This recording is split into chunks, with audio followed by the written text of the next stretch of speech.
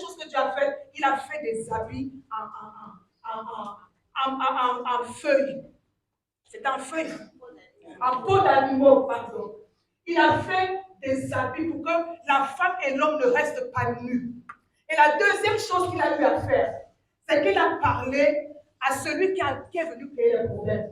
Lui ne voyait pas la femme, il voyait Satan, le serpent. Il est venu parler au serpent.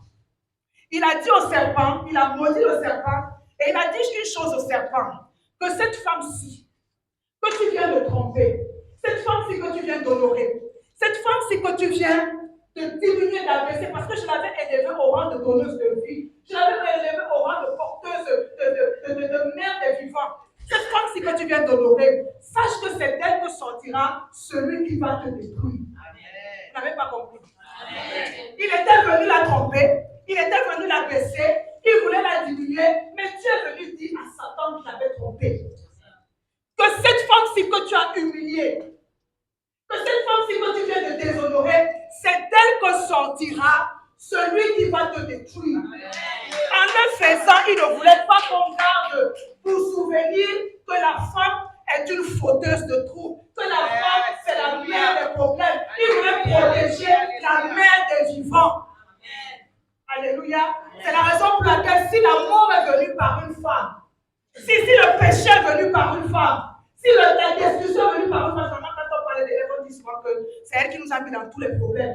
Il n'a pas voulu qu'on garde l'image de Ève comme celle qui crée les problèmes. Il n'a pas voulu que la femme garde l'image, qu'on ait l'image d'elle comme une mère de problème. Et il a fait une chose, c'est que celui par qui la vie est venue, celui par qui la gloire est venue, celui par qui la restauration est venue, est passé par le ventre d'une autre personne. Alléluia. Dieu a préservé la mère des vivants. Dieu a veillé à l'honneur de la mère des vivants. Et je voudrais te dire ce matin que Dieu tient à ton honneur. Et le message, mon message de ce matin, c'est être sur le chemin de l'honneur. Dieu tient à notre honneur. Dieu tient à ce que nous soyons élevés. Dieu tient à ce que nous soyons considérés. Dieu tient à ce que nous soyons jugés à notre juste valeur. Dieu ne veut pas que nous soyons abaissés. Dieu ne veut pas que nous soyons diminués. Dieu tient à notre honneur et il a protégé cela.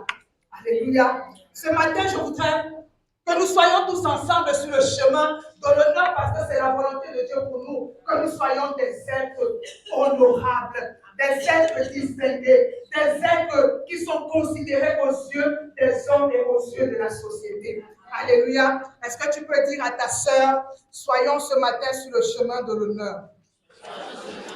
Est-ce que tu peux le dire ce matin, soyons sur le chemin de l'honneur? Alléluia. C'est la volonté du Seigneur pour nos vies.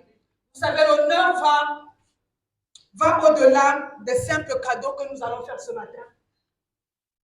L'honneur va au-delà d'un jour qu'on consacre aux femmes. L'honneur va au-delà. Quand on parle de l'honneur, on fait allusion à une valeur fondamentale qui désigne quoi? Le respect. Vous savez, je peux faire un cadeau sans respecter la personne. Je peux faire un cadeau sans considérer la personne. Mais l'honneur, c'est le respect. L'honneur, c'est la considération, la valeur que j'accorde à quelqu'un. Quand on parle de l'honneur, on fait allusion à la célébration d'une personne. Quand je dis que j'honore quelqu'un, je célèbre la personne pour ce qu'elle est, pour ce qu'elle fait, pour ce qu'elle est dans ma vie. Je lève la personne. Quand on parle de l'honneur, on parle d'un prix qu'on accorde à quelqu'un par rapport à des actes louables qu'il a posés. Donc l'honneur, ce n'est pas juste les cadeaux qu'on va se faire ce matin, ce n'est pas juste les petits mots qu'on va s'échanger ce matin, mais c'est quelque chose de plus profond. L'honneur, c'est le respect que je donne à l'autre. Et vous savez, dans le plan de Dieu, il dit ceci, honorer tous les hommes. Mais il y a des hommes spéciaux que Dieu voudrait qu'on honore. Le premier homme, ou la première personne que Dieu voudrait qu'on honore par-dessus tout, c'est lui-même. Dieu veut qu'on l'honore. La deuxième personne, Dieu veut qu'on honore ses parents. Donc, laquelle le monde a su que Dieu voudrait que les hommes soient honorés, les parents soient honorés. Donc, il y a la fête des pères, il y a la fête des mères, pour que les parents soient honorés. Les enfants, c'est de notre devoir d'honorer nos parents. Ce n'est pas un exploit. la volonté de Dieu d'honorer ses parents. Alléluia. Troisième catégorie demande d'honorer ceux qui sont élevés en dignité, c'est-à-dire tous ceux-là qu'on a établis dans les postes de gouvernance dans le pays, dans un pays, de les honorer. Demande également d'honorer tous ceux-là qui servent le Seigneur, d'honorer les hommes de Dieu, de les honorer. Alléluia. Mais tel n'est pas notre enseignement ce matin. Notre enseignement, c'est que nous voulons voir ensemble tout ce qui peut nous permettre d'être sur le chemin de l'honneur ce matin. Alléluia. Parce que quand on parle d'honorer quelqu'un, on pense à célébrer cette personne pour son utilité et pour le fait qu'elle soit unique en son genre. Pour le fait qu'elle soit unique en son genre. Dieu tient tellement à l'honneur que la Bible nous raconte une histoire dans la Bible, dans le livre d'Esther. La Bible dit qu'un jour, il y a un homme qui avait fait du bien. Il s'appelle Mardoché, dans le livre d'Esther. Il avait fait du bien, il avait sauvé la vie du roi. À l'époque, c'était le plus grand roi de toute la terre. Cet homme qui était un étranger dans ce pays avait sauvé la vie de ce roi. Mais malheureusement, personne n'a tenu compte de ce qu'il a fait. Tout le monde a oublié. Tout le monde a oublié. C'est comme ce matin, il y a peut-être des enfants qui vont oublier d'honorer leur maman. Il y a peut-être des enfants qui vont oublier ce que maman a fait, ce que papa a fait. Il y a peut-être des fidèles qui vont oublier ce que les pasteurs font. Il y a peut-être cette amie, cette soeur, ce frère qui oublie ce que tu fais. Mais j'entends dire à quelqu'un ce matin que Dieu n'oublie jamais. Alléluia. Est-ce que tu peux dire à quelqu'un que Dieu n'oublie jamais? Dieu n'oublie jamais tout ce que tu fais. Dieu n'oublie jamais. La Bible déclare, parce qu'il tenait tellement à ce que cet homme soit honoré pour ce qu'il a fait, il a mis sa vie en danger pour sauver le roi. Mais malheureusement, même le roi qu'il avait sauvé, personne n'a rien fait pour lui. Personne n'a considéré son acte. Personne n'a loué cet homme. Personne ne l'a célébré. Mais vous savez ce que Dieu a fait? Allons dans Esther 6. Esther 6.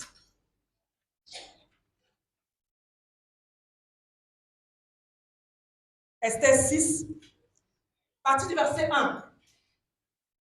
La Bible dit ceci.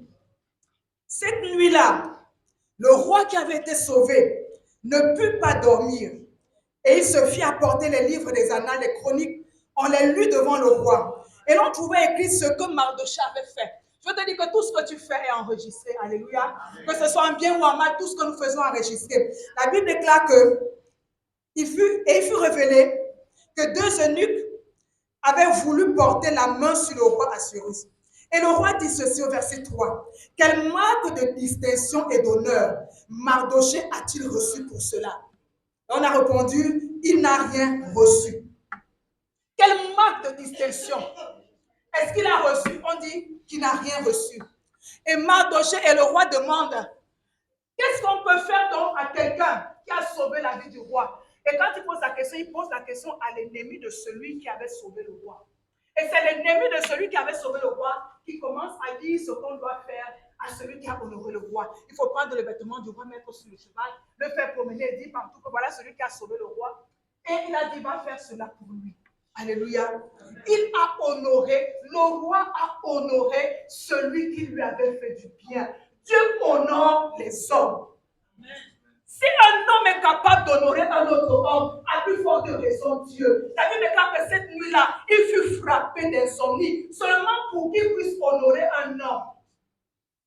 Alléluia. Dieu honore les hommes. Dieu tient à notre élévation. Mais malheureusement, nous sommes tous les jours en face des situations. Nous sommes tous les jours en face des choses qui, au lieu de nous honorer, nous déshonorent. Au lieu de nous élever, nous abaissent. Au lieu de nous acclamer, nous humilient. Au lieu de nous propulser, nous retardent. Tous les jours, nous sommes en face des choses qui nous enferment dans la honte. Nous allons prier ce matin pour la honte, parce que la honte est un piège dans la vie d'un homme. Parce que la honte empêche à un homme de vivre la célébration, de vivre l'honneur. Et tous les jours, nous sommes en face des choses qui créent la honte dans nos vies. Comme le révérend l'a dit tout à l'heure, chacun de nous a une tâche dans sa vie. Chacun de nous a quelque chose qui crée la honte dans sa vie. Et ça, c'est l'ennemi qui le fait. Vous savez, quand Adam et Ève ont péché, et que Dieu est venu les appeler, la première chose qu'ils ont fait, c'est qu'ils ont fui. Ils se sont cachés. Pourquoi? Parce que quand la honte entre dans la vie de quelqu'un, le premier réflexe, c'est de se cacher. Le premier réflexe, c'est de fuir. Le premier réflexe, c'est de ne plus aller vers ceux-là qui vont te regarder mal. Le premier réflexe, c'est de se cacher. Et la Bible nous parle de l'histoire d'une femme dans Jean 4. La Bible nous parle de l'histoire d'une femme. La Bible l'identifie par rapport à la région dans laquelle elle vivait. On l'appelle la Samaritaine. Et un jour, Jésus, dans ses marches, c'était un bon frappeur. Dans ses marches, il était fatigué. Et la Bible nous dit qu'il s'est reposé. Il a voulu se reposer au puits. Quand il s'est reposé, puis ses disciples l'ont laissé pour aller chercher à manger. Et la Bible précise qu'à 6 heures, 6 heures, c'est l'équivalent de midi. Pendant qu'il était au puits, la Bible dit qu'il y a une femme qui s'appelle la Samaritaine qui est venue au puits puiser de l'eau. La Bible précise bien l'heure à laquelle elle est venue. Pourquoi? Parce que c'était une heure à laquelle les gens ne se rendaient pas au puits. Les gens n'allaient pas au puits à midi. Les gens allaient au puits très tôt le matin. Et quand Jésus commence à échanger avec cette femme, on découvre la raison pour laquelle cette femme préférait venir à l'heure où il n'y avait personne. À l'heure où elle avait se retrouver seule. La Bible dit que c'est à midi que cette femme-là choisissait d'aller puiser de l'eau. Est-ce qu'on peut aller dans Jean 4? Jean 4. On va voir un peu l'échange entre elle et Jésus. Jean 4. La Bible déclare que pendant qu'ils sont en train d'échanger, il y a une question que Jésus pose à la dame. Il lui demande, femme, va appeler ton mari et viens. Ils ont déjà échangé au sujet de beaucoup de choses. Il dit, va appeler ton mari. Elle dit qu'elle n'en a pas. Qu'elle n'a pas de mari. Et Jésus lui dit ceci, tu as raison de dire que tu n'as pas de mari. Parce que tu en as eu 5. Et celui avec qui tu es présentement n'est pas ton mari. Tu as eu 5 maris. Tu as eu 5 maris dans ta vie. Et celui même avec qui tu es présentement n'est pas le tien. Et dans cette petite ville, tout le monde était au courant de la vie de cette femme. Tout le monde savait que c'est une femme qui changeait les hommes comme on change les vêtements. Tout le monde savait que c'était une femme qui était légère. Et parce que cela était devenu un sujet de honte, elle choisissait d'aller au puits quand il n'y avait personne. Elle choisissait de se rendre au puits quand il n'y avait personne. Parce qu'elle fuyait le regard des hommes. Parce qu'elle voulait vivre cachée loin des regards. Parce qu'elle ne voulait pas que ceux qui vont lui rappeler sa faute, ceux qui vont lui rappeler son erreur, ceux qui vont lui rappeler la vie qu'elle mène, ne la voient. C'est comme ça que la honte isole. La honte isole et la honte t'amène même à manquer de confiance en toi. Vous allez voir quand quelqu'un a honte en pleine réunion de famille, quand il y a les cotisations, comme toi tu sais que tu es incapable de cotiser, tu commences à fuir les réunions de famille. On t'appelle, tu dis que non, je suis occupé. On t'appelle, tu dis que non, je suis en route. On t'appelle, tu dis que non, j'ai voyagé. Pourquoi? Parce que tu sais qu'une fois que tu vas arriver, quand on va te dire de mettre les mains dans les poches, tu seras incapable de le faire. Tu t'isoles. Tu t'isoles. Cette femme vivait dans la honte parce qu'elle était une femme légère, de mauvaise vie. Et elle fuyait les gens. Elle fuyait les gens. Et chacun de nous a quelque chose qui est comme une honte, une boue dans sa vie. Chacun de nous a quelque chose qui est un déshonneur dans sa vie. Que ta façon de faire, ta façon d'être, qui peut être un sujet de scandale. Mais cette femme, elle a fait une belle rencontre parce que celui qu'elle a rencontré a fini par relever sa tête. Alléluia. Et ce matin, je voudrais vraiment que tu rencontres celui-là qui est capable de relever la tête. Parce que la honte, généralement, fait quoi? La honte nous expose. La honte expose nos faiblesses. La honte expose nos échecs. Nos échecs. Tout le monde savait que tu pouvais t'en sortir, mais on est surpris que tu aies échoué. On est surpris que tu aies échoué. La honte nous diminue. La honte nous fait, nous communique un sentiment d'infériorité, de découragement. Et ce matin, je voudrais nous parler de 3 choses qui peuvent ouvrir la porte à la honte dans la vie d'un homme. 3 choses qui peuvent te faire sortir du chemin de l'honneur, du chemin de la gloire. 3 choses. La première chose, ce sont nos décisions et nos choix personnels. Alléluia. Nos décisions et nos choix personnels peuvent ouvrir la porte à la honte dans nos vies. Ta manière de vivre, ton style de vie peut ouvrir la porte à la honte. Connaissons l'histoire du fils prodige qui demande à son père. Il allait dire à son père, donne-moi mon héritage. Une fois qu'il a eu son héritage, il allait dilapider son héritage. Et à la fin, il s'est retrouvé en train de manger la nourriture des porcs. Lui qui était l'enfant d'un grand embauche, il s'est retrouvé dans la honte, en train de manger la nourriture. Il soupirait après la nourriture des porcs. Pourquoi? À cause de ses choix et de ses mauvaises décisions. Nos choix, nos décisions, notre manière de penser peut nous exposer à la honte. Notre façon de faire, notre entêtement, notre orgueil, on te dit ça c'est pas bon, ça c'est pas bon, ça c'est pas bon. Tu t'entêtes, mais l'issue sera ta honte. Nos choix, nos décisions peuvent être un sujet de honte pour nos vies. Cette femme, elle avait choisi de mener une mauvaise vie et cela a amené la honte dans sa vie. Deuxième chose, parce qu'on va vite, qui peut amener la honte dans la vie de dans nos vies. C'est la mauvaise conduite de nos enfants ou la destinée falsifiée de nos enfants. Alléluia. La mauvaise conduite. J'ai l'habitude de dire, derrière chaque comportement d'un enfant, on regarde son parent. Derrière chaque mauvaise conduite d'un enfant, on regarde toujours son parent. Je voudrais qu'on lise deux versets. La Bible déclare dans Proverbe 19, verset 26. Proverbe 19, verset 26. La Bible déclare, je lis dans la version seconde 21, celui qui ruine son père et qui fait mal à sa mère est un enfant qui fait honte. Je reprends. Celui qui ruine son père, celui qui détruit son père et celui qui fait fuir sa mère, celui qui amène sa mère à ne plus se tenir devant les gens à cause de son mauvais comportement, la Bible dit quoi? Est un enfant qui fait honte. On rougit de lui. On a honte de lui.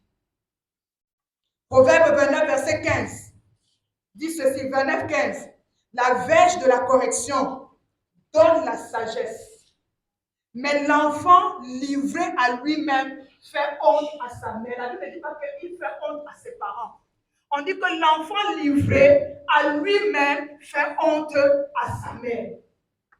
Parce que c'est la mère qui inculque les valeurs. Parce que c'est la mère qui inculque les valeurs. Et la Bible dit, l'enfant livré à lui-même, l'enfant à qui on laisse faire, l'enfant à qui on permet tout, devient un sujet de honte pour sa mère.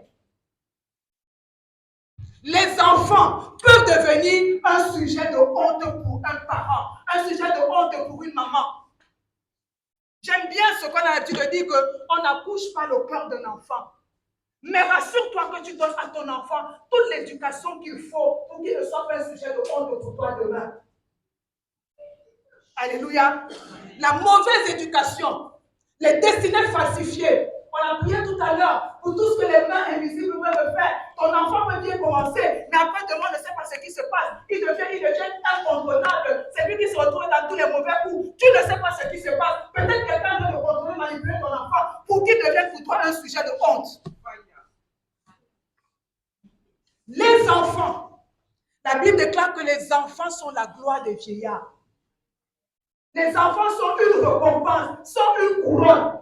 Mais il y a quelqu'un qui va vouloir que ton enfant devienne, au lieu que ton enfant devienne ta couronne, qu'il devienne un sujet de pleurs pour toi. Qu'il devienne un sujet de lamentation pour toi. Que quand tu regardes à ton enfant, tu te dis, mais qu'est-ce qui m'a même pris de la coucher? La conduite de nos enfants. Une fois, je disais à une jeune fille, que chaque fois que tu te comportes ainsi, on se demande toujours qu'est-ce qui n'a pas marché. Parce qu'on connaît ta mère, mais quand on voit te comporter ainsi là, on se demande qu'est-ce qui n'a pas marché. Nos enfants peuvent attirer la honte sur nos vies. La Bible déclare que la verge de la correction, quand tu ne sais pas mettre des limites, quand tu ne sais pas éduquer, quand tu ne sais pas dire que ça ne faut pas faire, l'enfant fait tout, l'enfant est roi, il fait tout ce qu'il veut. Demain, c'est lui qui va être un sujet de honte pour toi.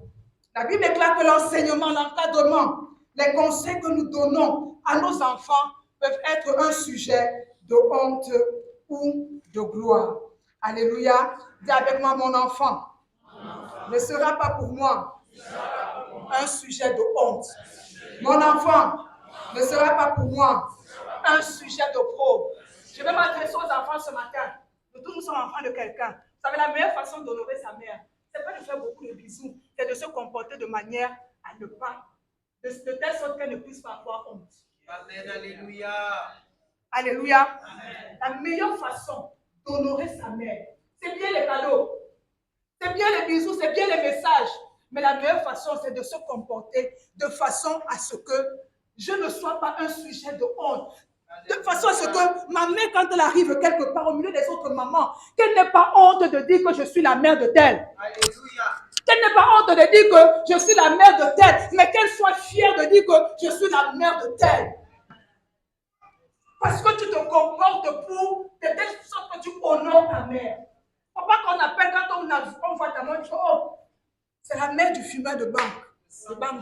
Oh, c'est la mère de celui qui est feignant, qui ne fait rien. Oh, c'est la mère de celui qui court après les filles. C'est la mère de celui qui ne fout rien. C'est la mère de celui qui passe le temps à jouer au ludo, au django, au quartier. Alléluia. Qu'il n'en soit pas ainsi dans le nom de Jésus. Qu'il n'en soit pas ainsi au nom de Jésus. L'éducation que tu donnes à ton enfant sera pour toi une récompense. Demain, moi, je me souviens de ma mère. Ma mère nous a éduqués comme si elle savait qu'elle partirait tout parce que ma mère est décédée à 45 ans. Mais elle nous a éduqués comme si elle savait qu'elle partirait tout. Ma mère, la première des choses, quand elle te laissait à la cuisine, ça c'est quelque chose qui nous a marqué. Quand elle disait, elle avait une phrase, quand tu entres dans ma cuisine, laisse-la telle que tu l'as trouvée. Alléluia. Ça veut dire que fais tout ce que tu veux. Si elle te dit que papa, le porc braisé, quand elle rentre, c'est pas d'abord le porc braisé qui l'intéresse. Elle veut voir si sa cuisine est rangée. Amen. Même si tu as bien préparé et que la cuisine est désordonnée, pour elle, c'était zéro. Et cela nous a marqué, ma soeur et moi. Quand nous entrons à la cuisine, tu ne peux pas sortir de la cuisine et laisser le désordre. Yes. Ça, c'est la valeur qu'elle nous a indiquée. C'est ce qu'elle nous a montré. Yes. Maman disait souvent, quand tu vois deux aînés parler, ça va quand tu sais le modernisme, tu n'as pas venu t'intéresser.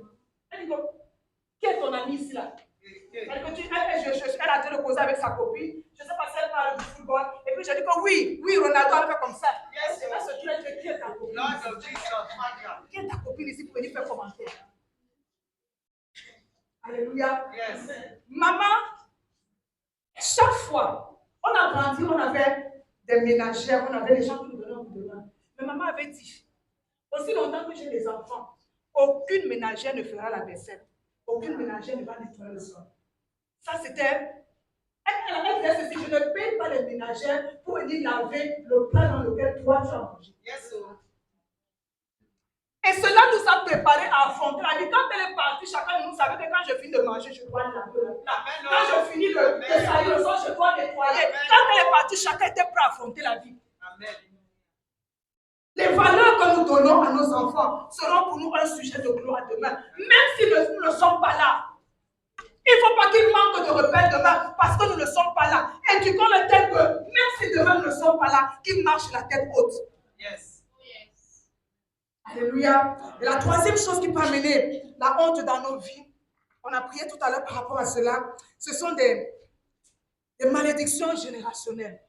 Ce sont des condamnations familiales. Il y a une histoire, on ne peut pas la lire, je crois que c'est dans Genèse 6. C'est l'histoire de Noé et de ses fils. Il a son fils cadet qui s'appelait Cham. Après le déluge, quand ils sont sortis du bateau, Noé a commencé à boire cet enivré. Il s'est enivré au point de se dévertir, d'être nu. Et son dernier fils, vous savez comment les cadets sont. Le dernier fils est rentré, il a vu que son père était nu. Il ne se contente pas juste de voir que son père est nu, mais la Bible déclare qu'il sort et il va voir ses fils, ses frères, et il leur dit comment leur père est nu. La Bible déclare que quand son père est revenu, dans son bon sens, il a appelé ses fils, il a appris ce que son fils cadet avait fait, il a maudit son fils cadet. Il a dit, Cham, tu seras le serviteur des serviteurs de ton frère. Il n'a pas dit que tu seras le serviteur de tes frères. Tu seras le serviteur des serviteurs de ton frère. C'est Cham qui est le père de Canaan. Canaan que Israël a possédé. Et toute cette lignée a vécu dans la honte, dans la bassesse, dans la limitation. Pourquoi? Parce qu'il y avait une malédiction générationnelle qui les exposait à la honte. Nous ne savons pas toujours ce qui a été fait dans nos familles et qui a livré nos vies à la honte. Mais il est important qu'à un moment que tu t'arrêtes et à la lumière de ta Bible, de ta vie, que tu dises à Dieu, si tu as quelque chose dans ma fondation, dans ma vie, dans ma famille, qui amène la honte, qui amène le propre, qui amène le scandale, que ces choses meurent au nom de Jésus. Amen. La malédiction de Cham l'a limité à devenir le boy des boys de ses frères. Rien de grand ne pouvait arriver à Cham. Rien d'honorable ne pouvait entrer dans sa vie. Rien de glorieux ne pouvait entrer dans sa vie. Ses portes étaient fermées à la gloire, mais elles étaient ouvertes à la honte à cause de la malédiction générationnelle. Je voudrais parler aussi aux parents ce matin. Vous savez, il y a deux façons d'amener la gloire ou l'honneur sur ses enfants. La manière de les éduquer et les paroles que nous prononçons sur les enfants. Par tes paroles, tu peux condamner ton enfant à vivre dans la honte. Parce que tu dis sur lui tous les jours, toi tu seras un bandit, toi tu ne vas rien faire, toi tu ne vas pas t'en sortir, toi tu feras même quoi de ta vie, toi tu vas souffrir toute ta vie. C'est toi la mère qui a prononcé et ces choses-là s'établissent sur sa vie. Alléluia. Amen. Moi j'ai l'habitude de dire autour de moi, faites attention aux paroles qu'on vous dit sur les enfants. Cham a parlé sur son enfant et toute sa vie est resté l'esclave des esclaves de ses frères. Ce que tu dis sur ton enfant tous les jours peut devenir un sujet de gloire ou de honte. Quand demain sera beau rien, qui aura honte, c'est toi. Vérité. Quand demain sera prostituée, qui aura honte, c'est toi. C'est toi qui as appelé ça dans sa vie. C'est toi qui as dit qu'elle va souffrir. C'est toi qui as dit qu'elle ne sera rien et qu'elle ne sera rien parce que tu l'as confessé. Alléluia. Amen. Ta façon de parler. Ta façon de parler à ta fille, ta façon de parler à ton fils peut amener la gloire ou la honte sur sa vie. Et sa honte sera ta honte et sa gloire sera ta gloire. Alléluia. Alléluia. Il faut que ce matin, dis à tes soeurs, à côté de toi, fais attention à ce qui sort de ta bouche. Fais attention à ce qui sort de ta bouche. Parce que par ta bouche, tu peux maudire. Tout comme par ta bouche, tu peux bénir. Mais Dieu voudrait que tu bénisses. Dieu voudrait que tu sois restauré. Dieu voudrait que tu sois élevé. C'est pour laquelle il y a 3 conseils que la Bible nous donne. Le premier conseil se trouve dans Proverbe 31, verset 30. Je vais qu'on le lise ensemble. Comment être ou comment demeurer sur le chemin de la gloire, sur le chemin de l'honneur. Nous venons de voir, il y a 3 choses qui peuvent nous faire sortir du chemin de l'honneur. Il y a 3 choses qui peuvent nous amener, il y en a plusieurs, mais il y a des choses qui peuvent nous amener à vivre dans la honte, dans la boue. Mais il y a aussi des choses que Dieu nous demande de faire pour vivre l'honneur. Il y a une conduite que Dieu va nous donner pour que nous vivions l'honneur. La première chose se trouve dans Proverbe 31, 10. Est-ce qu'on a lu, est-ce qu'on a trouvé, on peut lire ensemble? Proverbe 31, 10. Il s'agit là d'une femme extraordinaire. Quand la Bible parle d'elle, on dirait qu'il n'y a pas son deux sur la terre. Proverbe 31, est-ce qu'on peut lire? Proverbe 31, le verset 10. Le verset 30 plutôt. 31, 30. À deux, nous lirons une fois et deux. Proverbe 31, après les psaumes. Le dernier chapitre de Proverbe. Proverbe 31, le verset 30. À deux, nous lirons une fois et deux.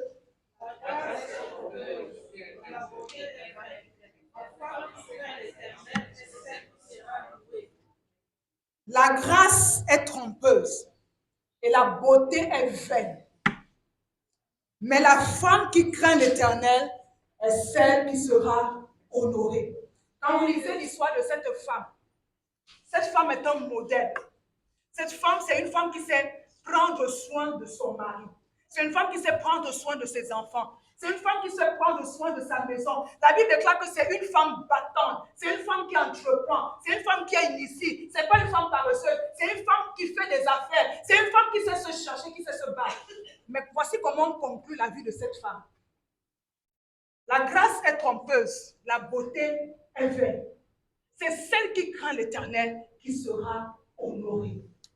C'est celle qui a du respect pour Dieu qui sera honorée. C'est celle qui a de la considération pour Dieu qui sera honorée.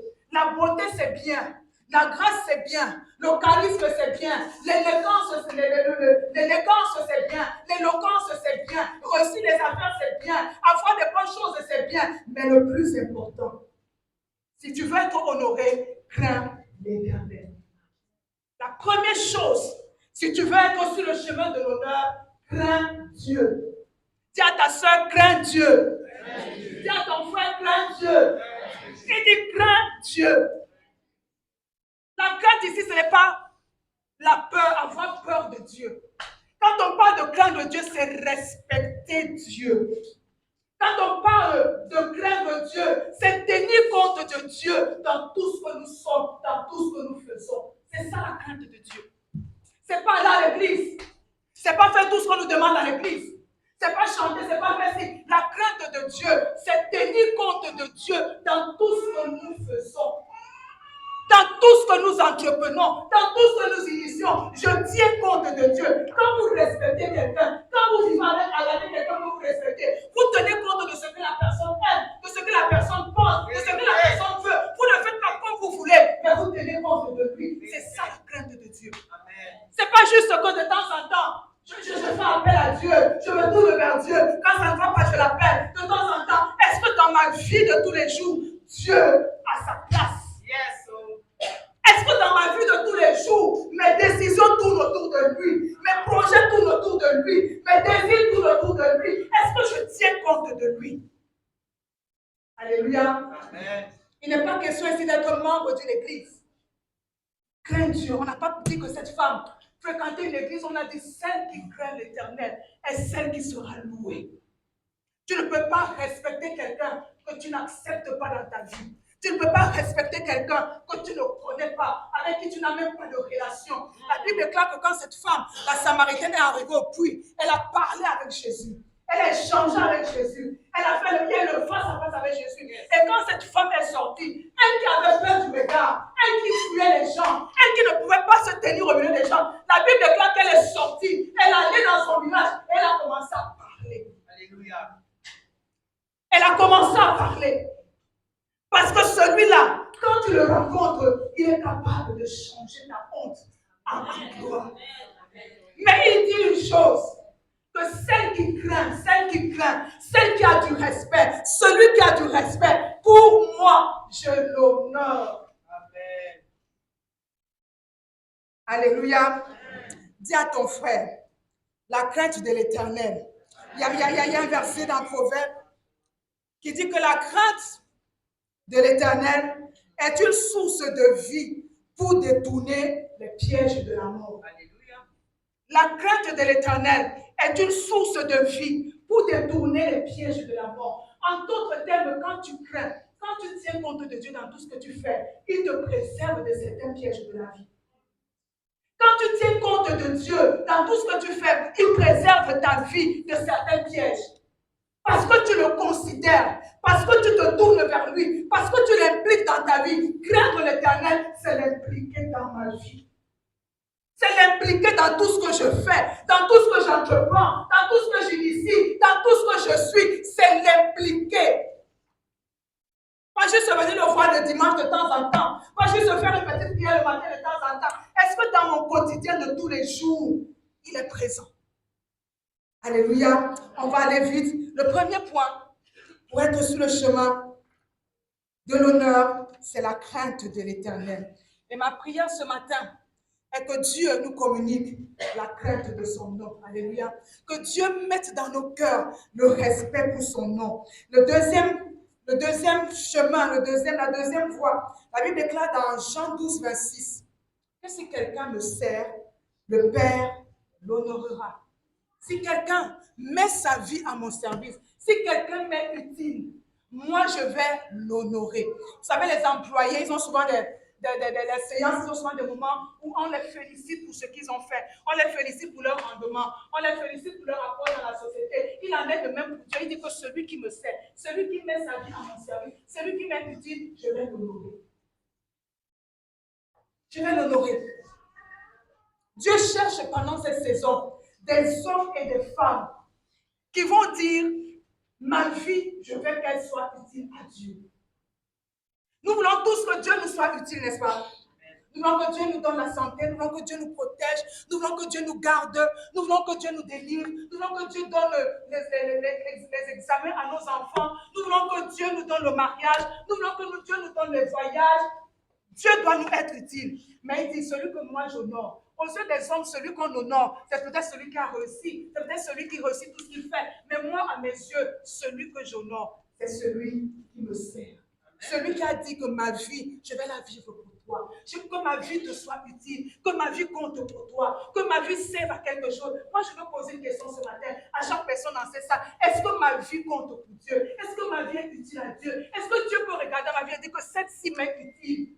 Elle ne meuble pas la terre pour rien. Elle ne vit pas pour rien. Elle ne vit pas pour ses intérêts. Est-ce qu'il peut dire que celle-ci m'est utile? Alléluia. Alléluia. Est-ce que ma vie lui est utile? La Bible est claire dans Romains 11:36. C'est de lui, par lui et pour lui que sont toutes choses. C'est de lui que je viens. C'est par lui que je vis.